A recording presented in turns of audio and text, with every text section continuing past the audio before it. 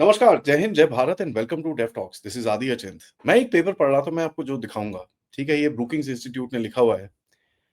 And funnily speaking, मैं हमारे साथ लेफ्टिनेंट जनरल पांडे भी हैं। मैंने सर के साथ शेयर करा, सर कहते हैं यार ये कुछ फनी है।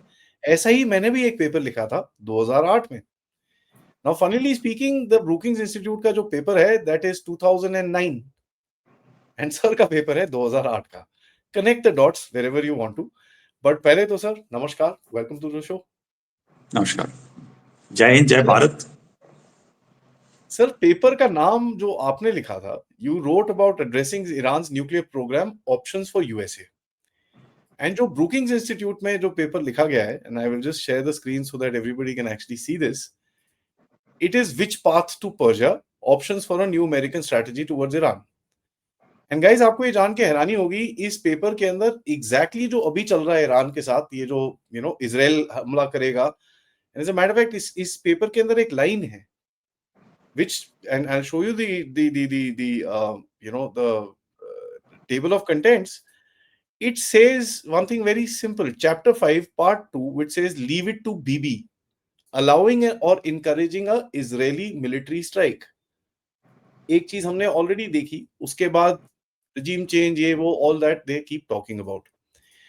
So they've war gamed this, and sir ने जो लिखा था was pretty similar in nature, and I'll leave sir to explain to that कि क्या लिखा था उस टाइम पे and how things have actually gone forward. Once again, sir, thank you. Thank you. So, Adi, I was there. Shall we do Hindi English or shall we do it one language? English चलेगा sir. English. So, when I was there in 2007-8 for a master's program in US, in their top university called National Defense University in NDU National में, War हाँ जी. College. Yeah. So that is the time I wrote quite a few papers, which are okay. A couple of them got published here and there. But this paper I wrote, basically, Iran's nuclear thing was coming out in a big way.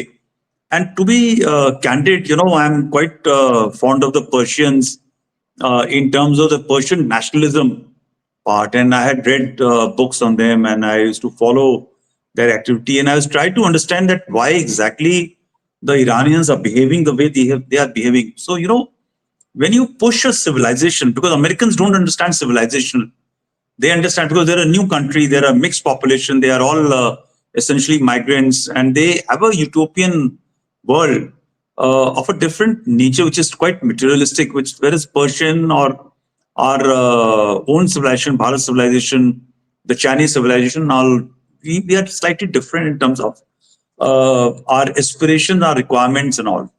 So I used to read about this thing and the Persian influences. Of course, they were not always Muslims. This whole thing has happened much later, but they were quite powerful. And then I was surprised to realize that they had a very great democratic institution running around in 1953 when this whole oil thing started coming about, and the Americans realized that democracy. Americans are very inconvenient with democracies. They love to have dictatorship. They want to deal with kings. They want to have military generals because it's much more simpler. It's transactional. They will pay money. They will control the levers, and thereafter they can continue with this thing. While they talk of democracy for their own country, but they are very, very unhappy with democratic dealings from one to one. So there is a time I was just wondering that how can this thing be resolved, because that was getting slightly more polarized. And 2008 was a time when, generally they try and wind up and not do much in the last year of election, because when they go for power display and all, it is not liked by the American people. They got this Vietnam thing in the back of the mind. And whatever they have to do, which is aggression, an American president will try and do in his first year or the third year. The fourth year is generally allowed to focus on some sort of a very Nobel Prize oriented activity, which are more toward peace and taking troops out from the other fights. So it was clear that 2008 will be the time when they will be not doing much, and 2009 was the election year in which 2008 was the election year, and 2009 they would have a new president. So that is the time I talked and thought about writing a paper on giving an approach on how to deal with Iran's nuclear ambition, or when you're dealing with Iran's nuclear ambition, that technically you have to deal with the regime. or the same. So when I realized that 1953, when the oil came about, the democracy was an issue. They toppled the democratic government. They got the king there, and thereafter they realized that the French and so many other people were not very happy with the king. Suddenly they realized that he's getting too big for his shoes and started having orientation other sides, and then they toppled the chap. Also, they didn't realize that when Khomeini will come, he will actually be very, very ruthless, and things will go down south thereafter. So essentially, I talked of three options, and they're not very great imaginative, but they're very standard. Carrot and stick is one way to deal with their nuclear ambition, right? The second was to carry out, uh, accept that eventually, like India became a nuclear power, but a responsible power. America technically is supposed to be responsible. You have been able to deal with the Russians. You were able to deal with the other nuclear powers, and so eventually there'll be one more in the club. So Hmm. possibly you try and engage positively, so that over a period of time you start changing their strategic orientation and attitude to the Western powers, and they become sort of a responsible people who will not use nuke as an Islamic nuke against any other country, and they'll not boast about it. But the issue was slightly more sensitive because I'll talk about later. And the third was to carry out a strike, right? Possibly in 2009, in 2008, somewhere during the elections period, and having done the strike, carry out certain degree of engagement with the Iranians. That we will talk about it later on. Don't worry, and have multiple strikes because by that time they had realized, OC Iraq had just happened, and they had spread the entire uh, infrastructure for uranium enrichment all over the country, and therefore to carry out a strike was not easy. And the option for strike, I had said, was through air and through people who would have infiltrated, exactly the way the Israelis did. So they carried out the air strike, and they already had the people who had infiltrated inside, and they carried out the strike from within. So exactly that is the way the strike actually panned out in the latest Operation Lion Rise, which was conducted by the Israelis now. So in that, basically, I have talked about what was the geopolitical scenario at that point of time. Again, what happens is that Americans always need. I think I talked about this with you also sometime back. America always needs a power to fight. So, that is the time the Soviet Union had gone down the drain. It had broken up. Russia was in retreat. Not much was happening. They had just sorted out Afghanistan, and people were got free up. Then China was not yet risen. China was on the silent rise, was looking at the economic, how to come about from its isolation. And the Americans were Americans, Europeans were engaging with Chinese. So they were also looking for some degree of uh, fight somewhere to, and Iran was coming up quite the same, but no sanctions were working with Iran. And I think I just tweeted a few days back that in spite of sanctions, Iran and North Korea have continued to be onto technological progress. How so? Because their engineers, their scientific temper is very, very high. And again, it comes to civilizational background. Civilizationally, they are quite brilliant people. And therefore, I only just thought of a couple of objectives to be set for Americans, in which I talked of to fortify long-term interest. Basically, what happens is that I was looking, and we are just talking some time back, that a stable Middle East is good for American interest, right? But now having grown, that time I was quite naive. I was just about young in middle rank service. And as I've grown, I've realized that stability is not an interest of American. It is always instability. Infighting is the way to go about it. So that time I was looking at stable Middle East is good for ensuring stability in the region, and therefore American interest. The oil price should be managed. Progress should be all over the place. Uh, and so on and so forth. And second was to block the problem of Iranian nuke program is that it is a Shia country, right? And somewhere very early on, the Americans allied with the Saudis because of both, by the way, the Iranians and the Saudis have got very sweet oil. That means that oil requires very little of investment in terms of usage and after it's been extracted.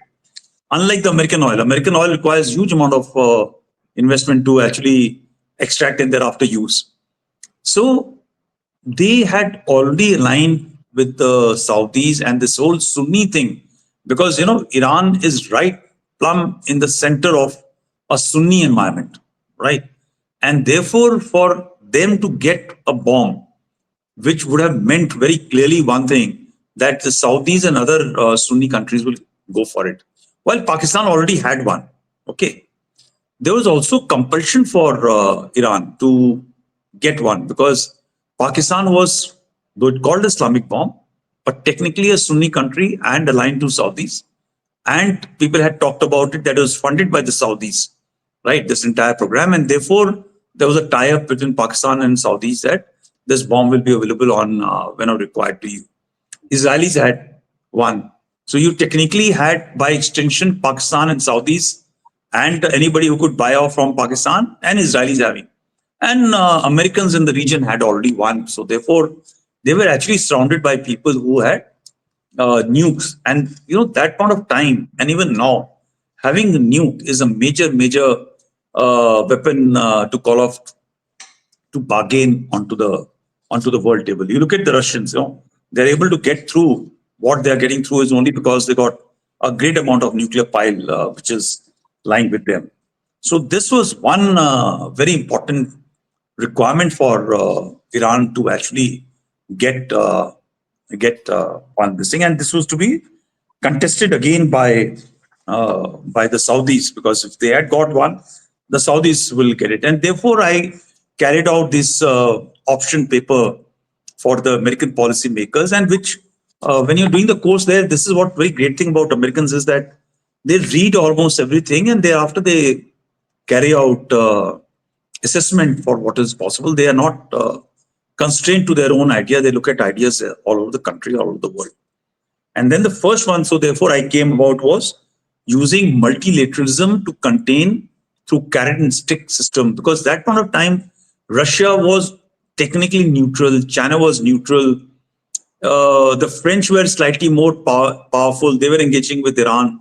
So these three countries were not power, so-called this thing, and they were quite aligned to go along with the Americans. So they could have been convinced in terms of probe to reach out for to abandon the program or to push or to delay the program, which was not happening because the Americans were trying to do it through IAE and only trying to use stick. So this is one way was possible. Then second was, in terms of cons, was to use sanctions. But the problem was with sanctions, because that time the sanctions still not come into play. The sanctions take a lot of time to actually take root, right? And more you sanction, there are times the country gets together, and therefore you can't carry out a regime change till the time you have somebody inside, because then the regime comes out very strongly, has a great cover. And very recently, they had this Iran-Iraq war. And if you recall, from the Iraq side supported, they had killed huge number of Shias and Iranians on the border, which is all supported by the Americans.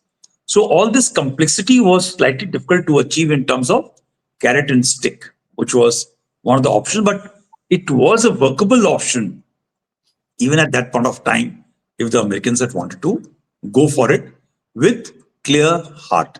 So the issue is of clear heart. Then was an option because, like, North Korea, in spite of all sanctions, every control, you're not been able to control North Korea from making a nuke, right? They have their ballistic systems, their ranges, their tech know-how is quite well known, right? So one was of the view that it is very difficult to stop Iran, and therefore be mature. If you can't stop him, at least engage, and thereafter see how you can do. You can continue with the process of regime change if you want to, but try and engage through bilateral, multilateral negotiations. Don't only backed from the Saudi side of the Saudis or from the side of Israel, engage with them. The only challenge with this engagement was coming was that Israelis, with the mullahs leading the country and Khomeini's very publicly nuanced, because एक बार आप अपनी strategic orientation when you tell publicly, it's very difficult to pull back because the entire ecosystem which is there in the political environment, which was they will destroy Israel, they will destroy death to Israel, death to America, was a very famous quote which is to be on.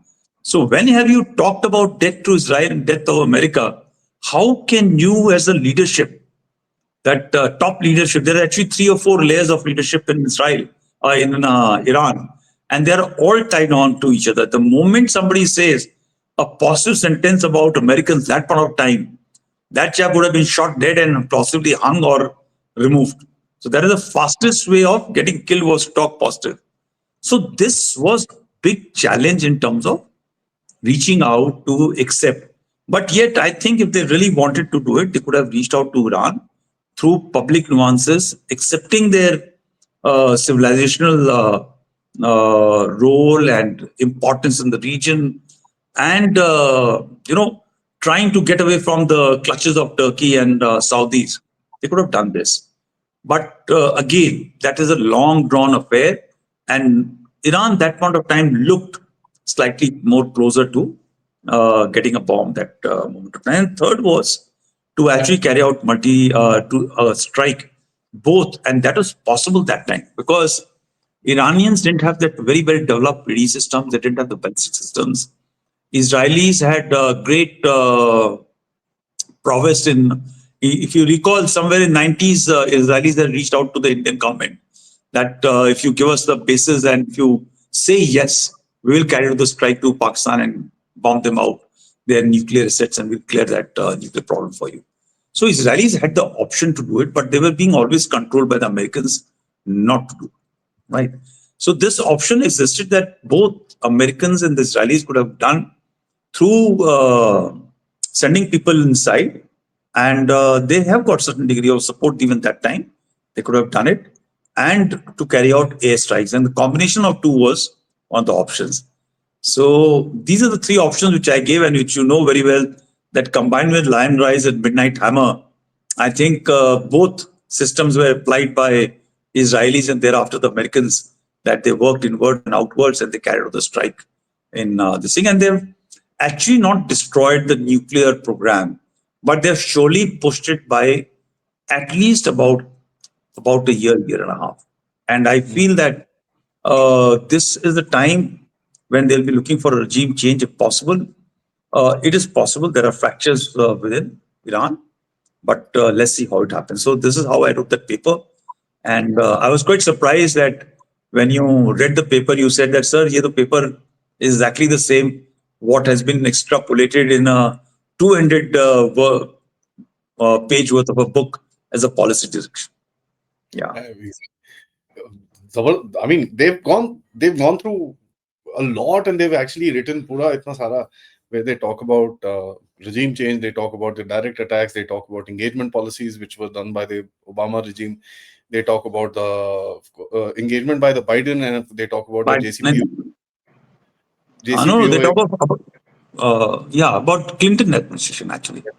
Yes. Yeah. So when you look at this, there is one question that does arise, which is very simple. Bada simple sa sawal hai, that Iran is a ready target. Why don't they go and attack, sir?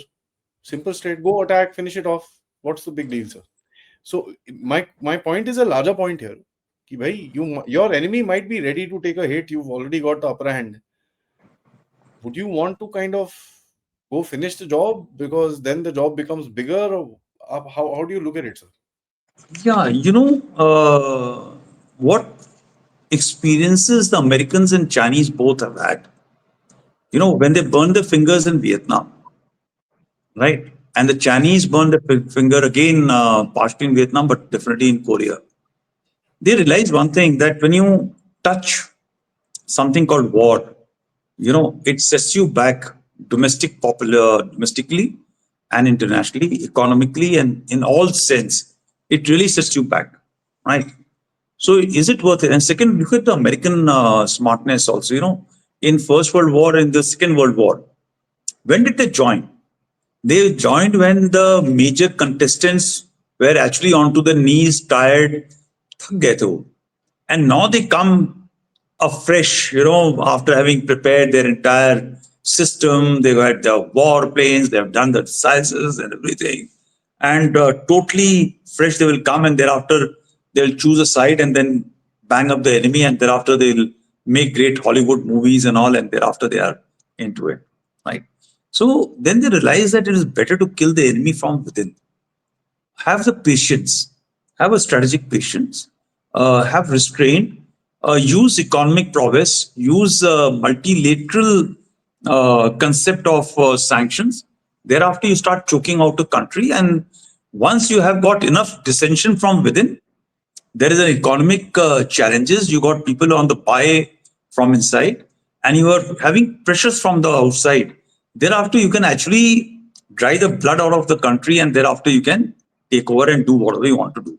And if you, by the way, in the whole process, if you leave them to the ravages of the environment, it's okay. It doesn't concern them, because they have got their pipelines of oil, for example, going all over the world. Where the oil is coming out, they got those links there. The oil will come, the money will come, the manufactured goods will come, the resources will come to them. So they got time in the entire world through corporations, through alliances and everything. So I think there's one very good quality which we don't understand in our country, and that is called strategic strength. You may be damn powerful, but you need to control your uh, Escalation. urge to go out to war. Okay. Mm. And that comes to two more papers which I have written in this, which is part of this book called Reflection on Strategy. The people who make strategy, and I give a lot of credit to our political dispensation, right? Or this thing that they have been very smart in taking decisions when to unsheath the weapon or their blade and when to sheath their blade is a very difficult call, because eventually you are not able to define your military political objective. If you don't have very clearly defined objectives, then you are actually doomed for a long time. And you see what is happening in Russia and Ukraine, or even for Israel and Hamas. Uh, you are only going much more into debt and into challenges which are going to happen. So these two articles, which one article I had written taking Kargil as a reference point in US, and that got a lot of eyeballs, and it got published in Small War Journal also there. And I reproduced it here in this book, Reflection on Strategy, basically in the context of Sandur as well, a little bit on this. So I'll just highlight few very important facets, like, a lot of time the military people who are gung-ho, on the prowess, they will always say, or people who have actually not seen bloodbath, or they don't understand the economic consequences of going to war to a country, they always wanted to expand the war in Kargil intrusion, right? I was a major that time, and I was on one of the sides, or I was also part of Operation Vijay Kargil in a different manner. And oh, by the way, there's a book me and Colonel Ajay Rana are planning to write on untold story of Kargil operation, because uh, in the everything got covered because of the media being at one place in that zone, but there were a lot of other tales of institutional integrity which we want to talk of, because some people did right things, and therefore in Operation Vijay Kargil those wrong things didn't happen to us, or in that manner. So this is what the book I want to write on this, so we are writing on it. So this issue which was talked about, that we should have expanded, gone out to IB, we could have gone across, was something which I was trying to debate, that why did not the government of that time, by the way, it was a minority government, right? Mm. So look at the context of that point of time. That firstly, they took a call to evict itself, right? which is something which I don't think the Pakistanis were expecting. I can assure you, most of us were not expecting. And that call was taken. And second was a very clear articulation of political order being given, that you will not escalate it beyond the lines where the intrusions have taken place, right? And all those orders are very clearly mandated. So look at the, give out few strategic environment, the contextual environment at that point of time. We had just exploded 1998 our nuclear test, and we have paria in the eyes of the nation, of the world. Japan didn't want to talk to us. They had broken off all the aid and money which were, and we were a very, very poor country at that point of time. We're not rich country as today. Our, I think this defense budget was 2.3 of GDP. With the kind of economy which we had, it was actually coming pittance. We were sanctioned by the entire world. We were not being treated right at that point of time. The government was minority government. Pakistan was on a high, right? It was on a high because they had just won so-called the Taliban war, and they were the people on the good books of the Americans, having done what they wanted to, and they had on one side a secure Taliban government, which was a so-called friendly government at that point of time. Onto the one edge, they had the strategic depth, and you had Pervez Musharraf as a boss, who, by the way, was hurting because of his Siachen connection, and he wanted to take that badla and the revenge of Siachen. He had tried to do it when he was a DGMO. He had made a plan, given it to Karamat, and Karamat refused to go along with it. Benazir was presented twice by him, and she also refused to go with it. And here he had a guy by the name of Nawaz Sharif, who was not interested much into the military affairs. He wanted him to do whatever you want to do, but the fact is, let me make my money. I'm a businessman, and see how I can manage Pakistan and look after my country.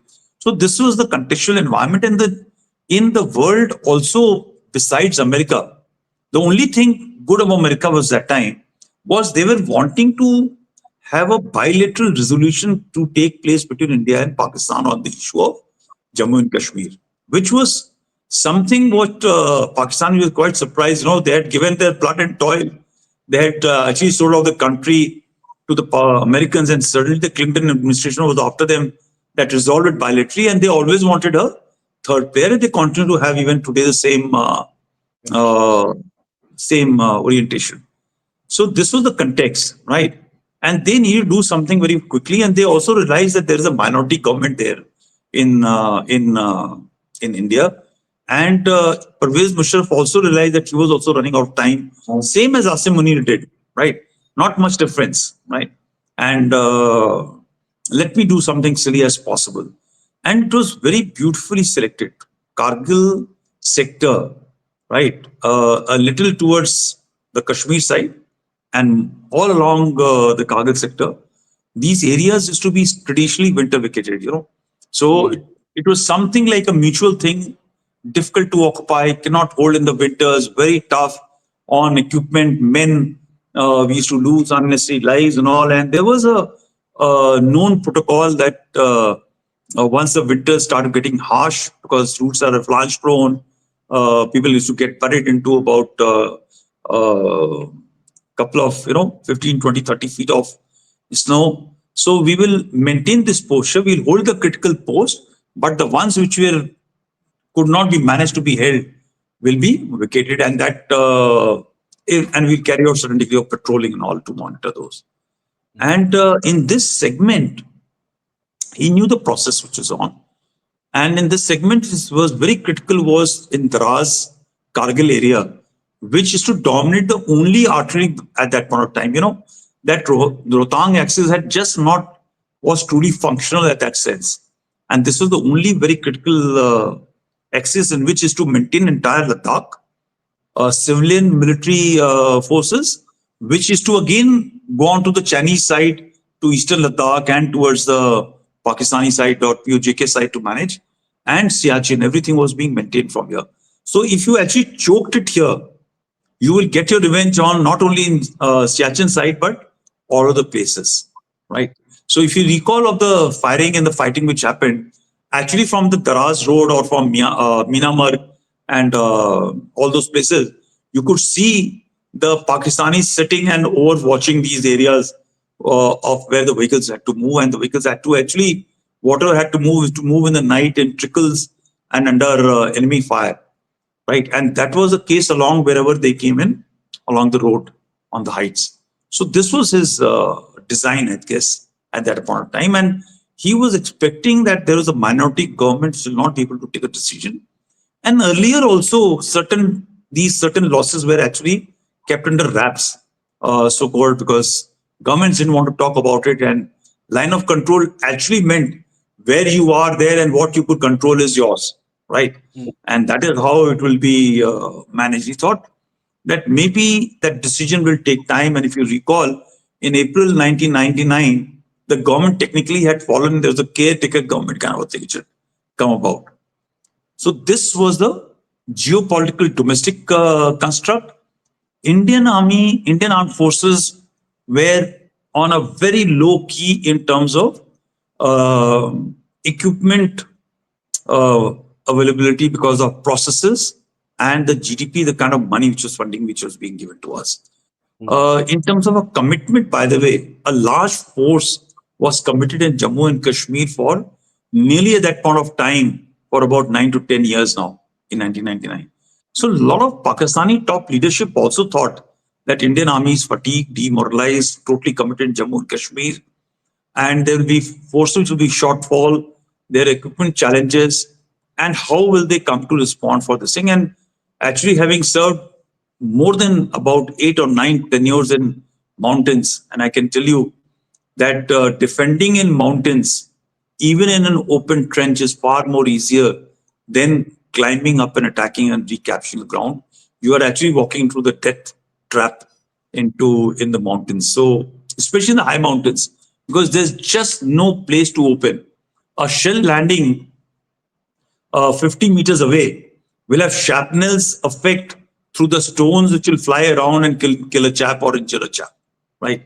And let's say if it lands up in the front on the top and you're climbing, the whole hail will come down to you like flying thousands of bullets to take number of people out. So you may be hiding anywhere. So, there's a huge challenge. And they thought that if they are able to delay for just 2 3 months, then the monsoons will come, and thereafter the government will be changing. And by the time you take a call, they would have built up sufficient strength and artillery behind that the next season, if Indian Army comes to take a call, it will be impossible to carry out this thing. And I can assure you, it will be impossible. A lot of people said that point of time, where was the rush? You could have waited. I don't think so. There was a choice to wait actually with us. Every week you delay in mountains, uh, there are issues and challenges. And I think a very smart move was taken that we restricted to that area.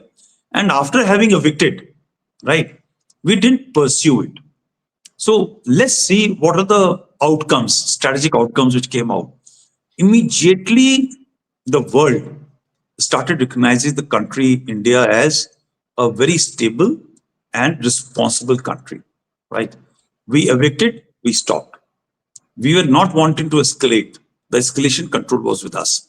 We had the just at balance to go after them. But, a lot of people said that economically we could withstand, and we may have, there was a very famous quote said by somebody who said that our bleed may be like a finger being cut, but the Pakistanis will bleed to death in the war. So, we could have expanded it. But the fact of the matter is that if you are able to achieve your end state, that India was out of isolation straight away. The world started engaging with you. Our military prowess came to be recognized world over, that, we can achieve what we want to achieve. And if you remember, if you read, the guns were moved from plain sectors and desert sectors to carry out firing and all in that location, right? So there was a concentration, there was a movement, there's a whole degree of coordination which happened at that point of time. Of course, we could not use the Air Force because the Stingers in that manner, and other constraints were there. But wherever we use Air Force and wherever we use the long range stuff came out very, very nice. And I think all this played into a responsible act, and we did not lose men. Our economy was remained in under control, and thereafter it started progressing.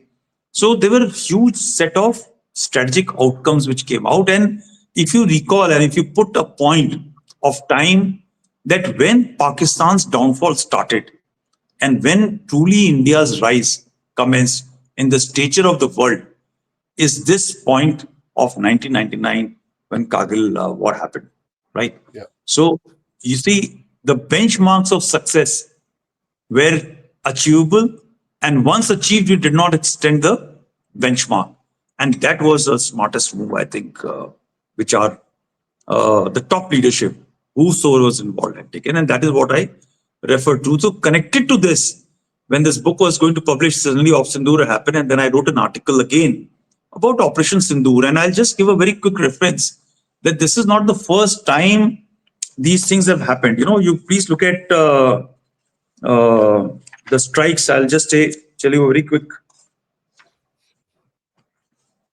Like it's like Balakot strike. Okay, we could have escalated it, but there was a symbolism which was to be said. We did the symbolism, we stopped, right? Yeah. So escalation control was while the enemy had done the silly act, but if you take the eyeball of Viksit Bharat of 2047 and you get into a war Bharat today, that Viksit 2047 will never happen. So you need to continue to punish and be recognized in the world as a responsible nation so that the world continues to respect you and connect with you. Otherwise, you'll also be treated like what Zelensky or Putin or how Netanyahu or, there are so many people who are being treated in the world and with disdain, and people are not going to actually, and frankly, for India, people may say anybody, anything, because of a peculiar nature of civilization and of our culture. You will not have very many people coming to help you now or ever. ठीक है, आप कितना भी कुछ कर लो, right? You look at the Nathula clash which happened. Okay, in 1967 we carried out tactical artillery strike when the Chinese started to feel funny. 62 they had won, right? But in 67 there was a credible punishment which was given to them, and thereafter it was allowed to de-escalate, right? So somebody will say that we could have gone for much more. Chaude ho jao, gango ho jao, jingoistic ho jao. Doesn't we had a tactical advantage? We continue to maintain. Operation Cactus Lily. When we went into Cactus, when we went to Maldives, we had a selective aim, achieved. Thereafter, once we had to come out, we came out very quickly. So it's always better to do acts, even like Doklam, Galwan. There was a whole political environment. People who suddenly started feeling muscular, and in their times, the government had lost, the country had lost spaces. कोई उसकी बात नहीं करता, right? But I think these are sensible decisions till the time you want, and even if you're powerful, there are ways and means to achieve these ends. So try and achieve in those manners. Two great powers never fight directly. The great powers never fight directly. They always fight through proxies, right? Through smart maneuvers. And that is where strategic restraint, the restraint comes about in using somebody else to do your bit, right? So, and I'm not wanting to comment upon what is happening now in the geopolitical arena. We should be enough that we should not be a proxy for somebody else's fight. We should use proxies to do our fight, and there are enough people who are available to do it. And I think this is happening. So the second article when I wrote again about the current Operation Sindoor, and people, in fact, if you watch all television debate, I think possibly as one of the rare people who was continuing to say that military objectives should be restricted to terror strikes. The next level of escalation, whenever it has happened, it should be left into our control. We should not be allowed to go out. So put a hammer down, boom. But then always say that, okay, that's it. Thank you so much. And therefore, there have been a lot of outcry that the hands were tied, only terror infrastructure was to be hit. We could have gone for X, Y, Z. The responsible part of a country is very important to be also being projected. And I think when the terror camps were struck, Pakistan would have not gone. Something wrong happened with Asim Munir's mind that they'd gone to try to escalate. They thought they will continue to get away with it. Or there was maybe a shock which they did not realize that Bahawalpur and Muridke will be hit the way they were hit. Right? They would have accepted it, what happened in other areas, Sialkot and beyond. But when you hit the headquarters, I think they got shaken up and they had to showcase certain degree of bonhomie or brothership with these two organizations in terms of response. And when they escalated, and I think the government came to know of some funny thing going to happen on the night of 9/10, and we possibly preempted it with that again, the tool in the manner which we did. And that ensured, and therefore, if you recall, it was not only military target in that sense. There were very critical military targets which were hit, which had strategic importance, which had linkages beyond the geographical borders of Pakistan. You Correct. know, you are hitting some other countries.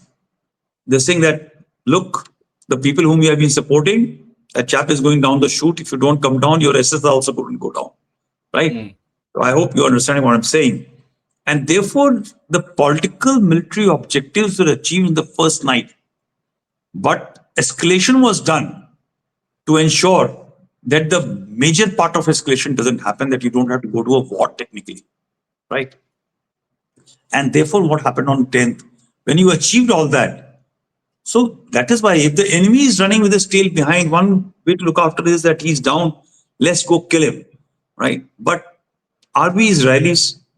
Do we have the compulsions of Israelis, what they are doing? Because Israelis are doing because of certain compulsions, right? They got a geographical compulsions. Do we have the compulsion of the Russians or Ukrainians to continue to do a fight? Should we allow by going to a war or a conventional fight with a country which is killing itself, right? By going to kill it, you may revive it. So, there is a smarter move to let it kill itself because virtually Asim Munir and Shahbaz Sharif, by their actions, are not reviving the country, they are killing themselves. So, I thought those are the things which I have articulated in the book, but there are about 12 papers. Each of Sure. the papers are part of a strategic correction from the practitioner's point of view, that how does it play out at the practitioner level when you make a strategy at the top, or from the practitioner perspective, how the strategy should roll out. Yeah. Because one thing that I also figured out in learning for me was that escalation matrix control is the most critical. Otherwise, you get stuck in that never-ending loop. Yeah. War is like a Because loop. the One, people one. who are exciting you to fight are the ones who are never going to fight. And they are the ones who are always going to come out to say you could have done things better. So Mm. let the guys who are doing the thing take the call what they're doing, because they have all the inputs which are available to them. They are geopolitical, they are economic, they are informational, they are technological, they are military, the domestic challenges, the external challenges, opportunities, right? So we must look everything. I think there are smarter people. A person like me who's now an armchair, right? I was in that part and I used to worry that why are the people trying to excite, right? When you don't know what's happening. Okay. हाँ वो भी होता है sir correct जोश भी होता है ना थोड़ा सा तो ये तो तुम्हारे उसमें आ रहा हुआ उल्टा है ना? नहीं नहीं नहीं नहीं it's straight sir reflections on Straight. strategy. Okay, okay. Yeah. So, guys, that's the book, you can check it out. But sir, thank you so much, and that's how, and I'm going to take it in a light way. Apologies to the general, but that's how the Americans steal stuff. They steal from other people's papers and make their own papers and strategies. So thank you, sir, for that. Thank you. Uh, you did it as a study, and they took it as a challenge. So let's see how the challenge actually opens up. Always a pleasure talking to you, sir. And my request to all the audiences, like, subscribe, and of course, support the channel as much as you can. Namaskar. Jai Hind. Jai Bharat. Jai Hind, Jai Bharat.